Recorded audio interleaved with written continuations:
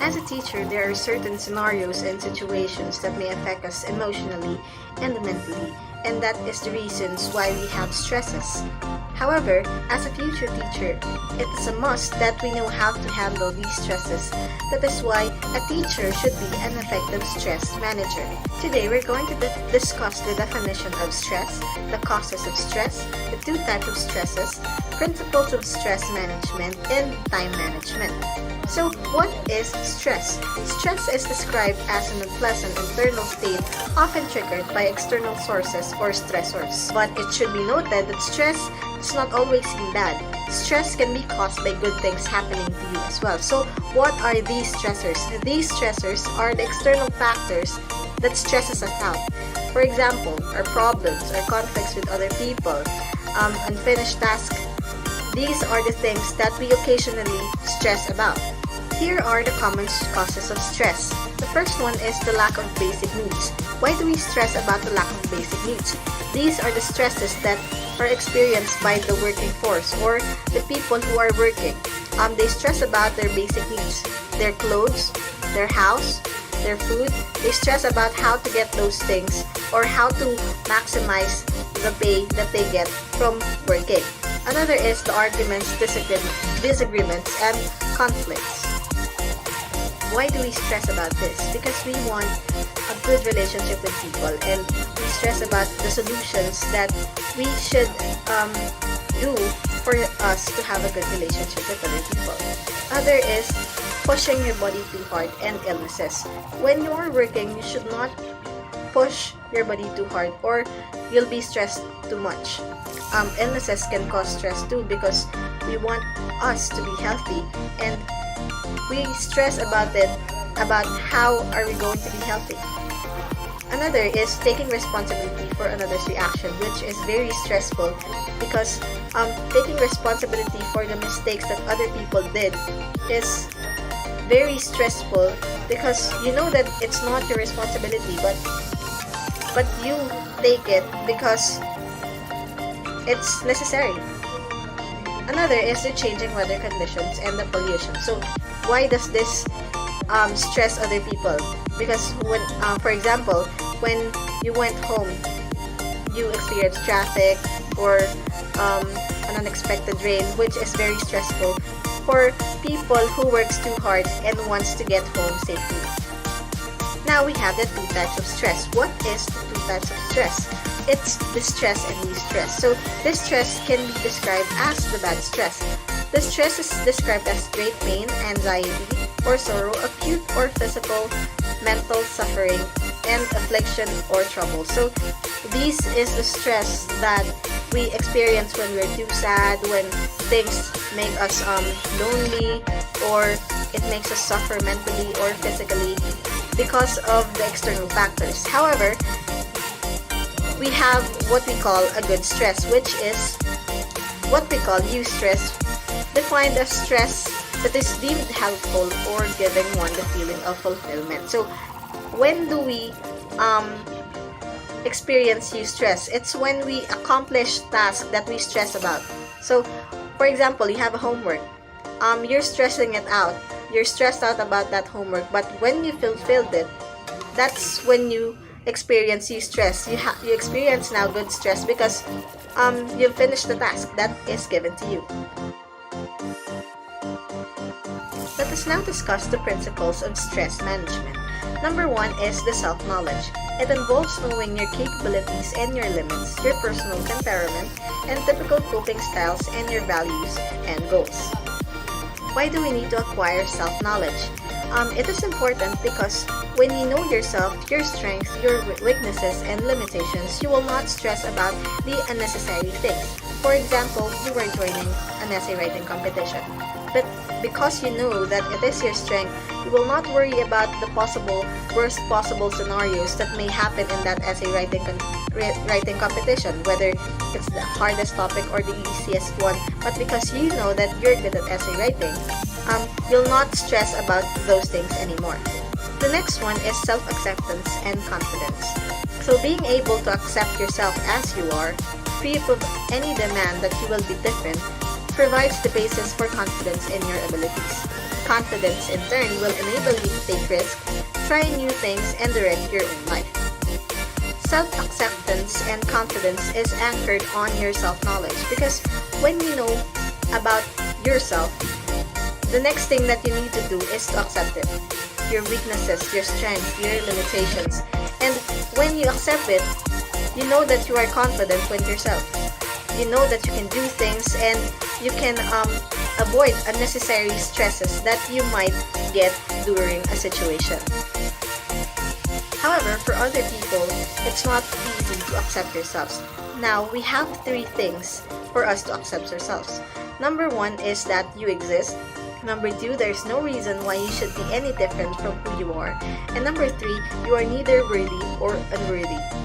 These is successful for self-acceptance. Why do we need to know these 3 things? Number 1 is because you need to acknowledge that you are your own self, that you are unique, and that self-acceptance is knowing that you're not the most important person in the world, but you're not also the least important person in the world. Self-acceptance only occurs if and only if that you know your place in the world, that you know that you exist, and that you know that you are unique and 100% your own person, and that leads to self-acceptance.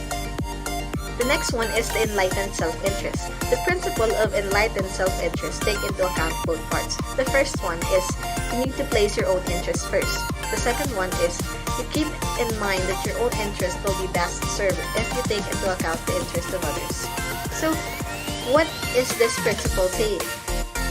This principle teaches us to know our interests and other people's interests, for us to bond with them and to have a good relationship with other people so we can avoid unnecessary stresses. The next one is the tolerance for frustration and discomfort. High tolerance will keep you from overreacting to things you dislike. It will help you tackle problems and issues rather than avoid them. It will enable you to take risks and try new experiences.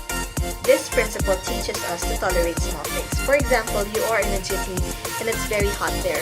It's just a small thing. But when you tolerate the heat in that jeepney, you will not be able to stress about it anymore, because you know that it's hot in the Philippines and you cannot do anything about it. But if you know that you can tolerate small discomforts, you can avoid unnecessary stress. Next one is the long-range enjoyment. There are 2 parts to this principle. You seek to get enjoyment from each of your present moments rather than always putting off pleasure till tomorrow or dwelling on things that have happened in the past. Seek to get as much pleasure and enjoyment as you can in the present while taking into account the desirability of enjoying your life in the long term. So long-range enjoyment teaches us to live in the present, for us to know what makes us happy now. But we should always also to take into account the things that will make us happy in the future, in the long run, because setting goals for your happiness will avoid unnecessary stress, and that you will not stress about it anymore because you know that it will make you happy in the future. Risk-taking. To grow as a person and improve your quality of life means being prepared to take some chances. This is the willingness to take sensible risks in order to get more of life and avoid the distress of boredom, listlessness, and dissatisfaction. But how is risk-taking related to stress management? Here are some important areas of risk-taking that relate to stress management. Number 1 is learning new things which may challenge existing beliefs. So, when you learn new things that challenge your beliefs, it gives us satisfaction that we learn new things. The second one is tackling tasks which have no guarantee of success.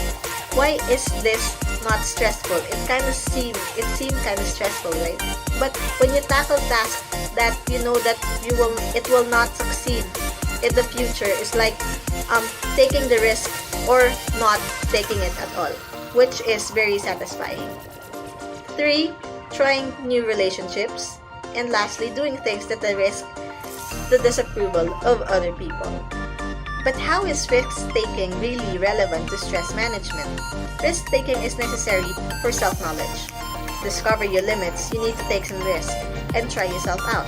It can open up fresh opportunities to increase pleasure and avoid problems.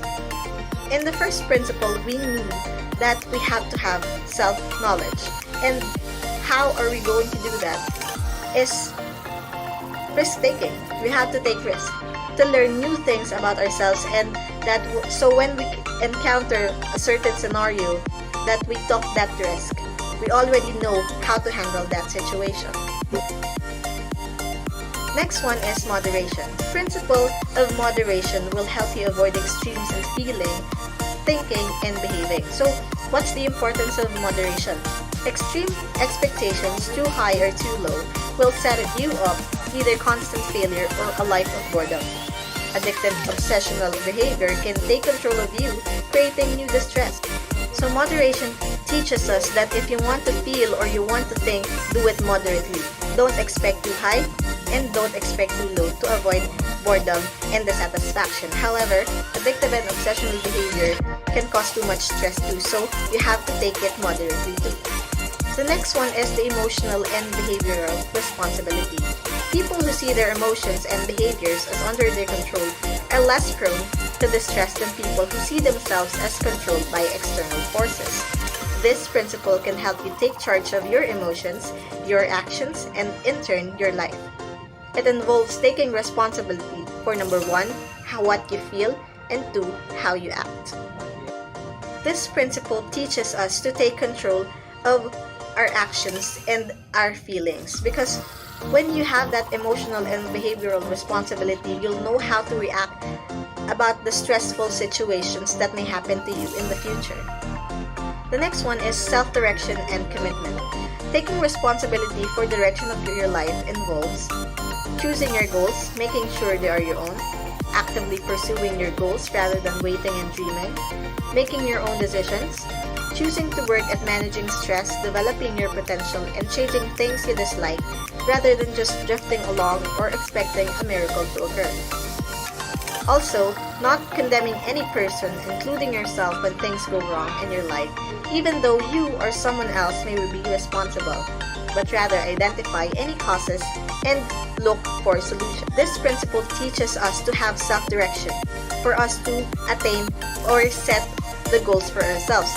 However, it is necessary to have commitment to those goals so that you know that you have to work on to reach that goal, that you don't have to wait for just a miracle, or when you have a problem, look for the causes and make a solution, because that is self-direction and commitment, that you can only reach your goal if you work hard on it. Principle is flexibility. Flexible people can bend with the storm rather be broken by it. They know how to adapt and adjust new circumstances that call for new ways of thinking and behaving. They have resilience, the ability to bounce back from adversity. Flexibility teaches us that we have to bounce back from our problems, from our downfalls, that we should make a way to recover from the stresses that we experience from the past, that we should learn from it. Being flexible is not just a physical attribute. Flexibility and stress management is being able to recover from the past mistakes and learning from your mistakes. The next principle is objective thinking. Flexibility and openness, as well as other principles, require freedom from ways of thinking that are narrow-minded, sectarian, bigoted, and fanatical, or that rely on uncritical acceptance of dogmatic beliefs or magical explanations for the world and what happens in it. Objective thinking teaches us to view things objectively and not subjectively. It enables us to think critically and to know that not everything is about us, that it should not affect us in a personal way. The last principle is the acceptance of reality. To accept something is to 1. Acknowledge that it exists. Number 2. Believe there is no reason it should not exist. And number 3. See it as bearable. This involves admitting that reality, including unpleasant reality, exists. You see it as inevitable that many things will not be to be your liking. You view uncertainty, frustration, and disappointment as aspects of normal life.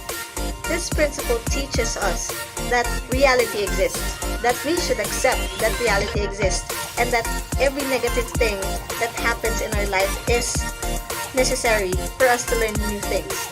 And it's normal to experience these things, these disappointments and frustration, but you can only recover from that situations only if you learn to manage the stresses. Many people feel that they continue to do a lot and yet end up accomplishing nothing. This can be due to the fact that what they are doing is not really what is important, but what seemed to be important at the moment. These urgent matters and not urgent matters are important. So, the next one that we're going to discuss is the time management by Stephen Covey that teaches us to put first things first.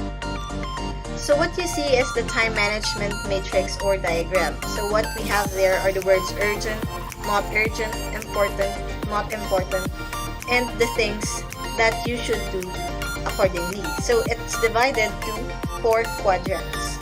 In quadrant 1, top left, we have important urgent items, items that need to be dealt with immediately. So what are the examples of the items that need to be dealt with immediately?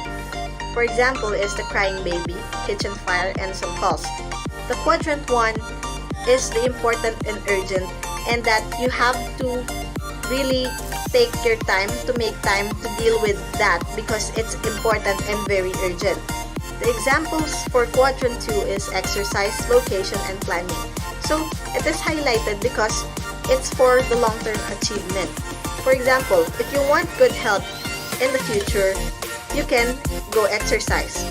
Or when you want a good job in the future, you have to plan for the things that you want to do in the future. In quadrant 3, bottom left, we have urgent but unimportant items. Items which should be minimized or eliminated. These are the time sucks the poor planning on your part does not constitute an emergency on my part variety of tasks. In quadrant 3, we have interruptions, distractions, and other calls. It is indeed urgent, but we know that it's not really important, so it should be eliminated in our time management because it will only waste our time. In quadrant 4, bottom right, we have unimportant and also not urgent items. Items that don't have to be done anytime soon, perhaps add little to no value, and also should be minimized or eliminated. These are often trivial time wasters. In quadrant 4, we have trivia, busy work, and time wasters. So why should we minimize or eliminate these items? Because just like in quadrant 3, it will also waste our time. So that we should eliminate it so we can make time for the important urgent things and important not urgent things, which is our long-term plans. Here are the things that we need to remember. Stress is inevitable but manageable. We cannot avoid stress, but we experience this in our daily lives, so we need to manage it accordingly through the principles of stress management. We make enlightened decisions when we anchor them on our goals, values, and principles of stress management. So, when we make enlightened decisions, it should be anchored on our goals and our values so that we can avoid unnecessary stress. And we should always make that stress be an added value for us to reach our goals. Management of stress begins in making the right decisions. So, we should not decide based on the situations that we are in. We should decide according to our values. We should not decide when we are angry, when we are frustrated. We should decide objectively and that we should make the right decisions while critically thinking. We can manage stress if we can manage time wisely. We should always prioritize the most important things, and that is our long-term enjoyment and lifelong plans. We should always develop goals that will make us satisfied in the long run, and that we should always learn from our mistakes so that whenever you face a certain situation, you know how to react and to make solutions for that crisis. Let us all remember that teachers should be an effective stress manager because teachers have a lot of stresses to deal with. And when we don't know how to manage these stresses, we'll get tired. And we'll get tired of teaching and everything in life. And we should not be tired of teaching because our students will not be able to get the education that they need. We have to manage stress like we manage our time so that we reach our goals, and that is to educate them.